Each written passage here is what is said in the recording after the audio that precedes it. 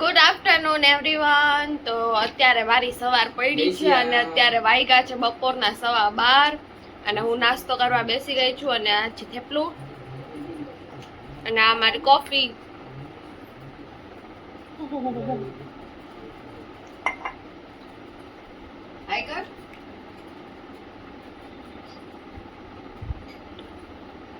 આ છે મારું નાનો ભાઈ. અહીંયા કાના છાછલું. આજે મારો નાનો ભાઈ, મારો કાનો. આ તમને પાછળ ડબ્બા દેખાતા હશે. બધા ડબ્બામાં મારે ભર્યા છે મસાલા. તો હાલો નાસ્તો કરી લઉં. બાય. તો હવે મેં કરી લીધો છે નાસ્તો અને હું મસાલા ભરવા બેઠી છું અને મને ઓલો વિડીયો યાદ આવે છે, ભરાઈ ગયા ને હાથી મસાલા ભરાઈ ગયા ને. તો અમારે જો દરાયેલા મસાલા છે, હળદર, પછી ધાણા જીરું, અને હવે હું બરણીમાં બધાને ભરી દઉં એટલે થઈ જાય આપણે 1 વર્ષના મસાલા. તો શું તમે મસાલા દરાવો છો તો કમેન્ટમાં જરૂર જણાવજો. પછી હું ને મારો કાનો વયા ગયા બરણીના થોડાક ઢાંકણા લેવા જ નતા.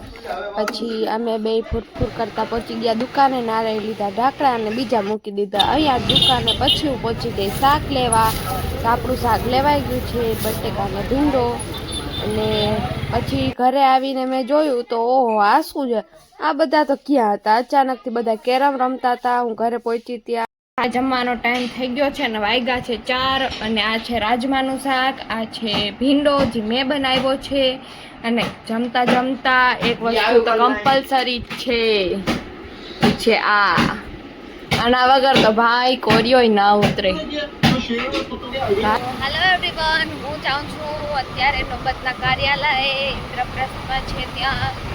અને અમે અત્યારે પહોંચ્યા છીએ તળાની પાડે. અને આ છે મારા મમ્મા જે અત્યારે ધૂમ મચાલે જાય છે. બાય, મળું તમને ત્યાં. પછી હું પહોંચી ગઈ નોબતના કાર્યાલય, નોબતની ઓફિસે. અને આ હું છું, આ છે મારો આજનો લુક.